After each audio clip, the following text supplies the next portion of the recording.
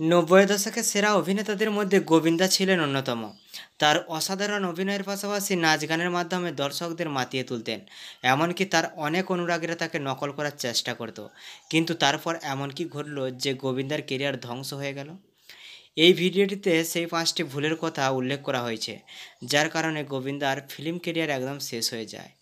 একটি ভিডিও বানাতে আমাদের প্রচুর কষ্ট করতে হয়, অনেক সময়ের প্রয়োজন পড়ে। তোমরা ভিডিও একটি লাইক করে এখনই চ্যানেলটিকে সাবস্ক্রাইব করে নাও।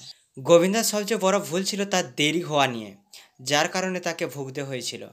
রিপোর্ট অনুসারে গোবিন্দা শুটিংয়ের জন্য অনেক দেরি করে আসতেন, ফলে অন্যান্য অভিনেতাদের অপেক্ষা করতে হতো এবং এতে চলচ্চিত্র নির্মাতারাও কিন্তু ক্ষুব্ধ হতেন। আর এইভাবে তার কেরিয়ারের গ্রাফ কিন্তু পতন শুরু হয়েছিল। গোবিন্দার দ্বিতীয় ভুল। গোবিন্দার দ্বিতীয় বড় ভুল হলো ডেভিড ধাওয়ানের সঙ্গে ঝগড়া। এর ফলে ডেভিড গোবিন্দাকে কাজ দেওয়া বন্ধ করে দেয়। একটা সময় ছিল যখন গোবিন্দা ও ডেভিড ধাওয়ানের জুটি অনেক সুপারহিট ছবি উপহার দিয়েছিল, কিন্তু দুজনের মধ্যে ঝগড়ার পর গোবিন্দার কেরিয়ারের গ্রাফ কিন্তু নিচের দিকে নামতে শুরু করে। গোবিন্দা একজন ভালো অভিনেতা এবং একজন দুর্দান্ত নৃত্যশিল্পী, তবুও তিনি তার ফিটনেসের দিকে মোটেও মনোযোগ দেননি।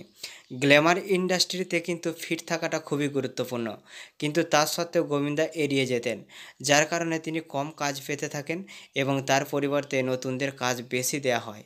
রাজনীতিতে প্রবেশ করা গোবিন্দার চতুর্থ বড় ভুল। বিগ বি অমিতাভ বচ্চন ও স্বীকার করেছেন যে তিনি রাজনীতি পছন্দ করেন না এবং গোবিন্দার সাথেও তাই ঘটেছে। রাজনীতিতে সময় দেওয়ার কারণে গোবিন্দার অভিনয় ক্যারিয়ার বড় প্রভাব পড়ে এবং পতনও শুরু হয়। সালমান খানের সঙ্গে তালগোল পাকানোটাও কিন্তু গোবিন্দাকে অনেক মূল্য দিতে হয়েছিল। সালমান ও গোবিন্দার মধ্যে সম্পর্ক প্রথমে ভালো থাকলেও পরে কিন্তু দুজনের মধ্যে দূরত্ব তৈরি হয়। আসলে সালমান গোবিন্দার মেয়েকে কিন্তু দাবাং ফিল্মের মাধ্যমে লঞ্চ করতে চেয়েছিলেন, কিন্তু এমনটা হয়নি।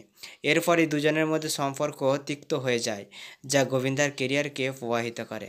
বন্ধুরা, কোন কারণটি আপনার সবথেকে গুরুত্বপূর্ণ রেখেছে অবশ্যই ভিডিওর কমেন্ট সেকশনে জানাবেন।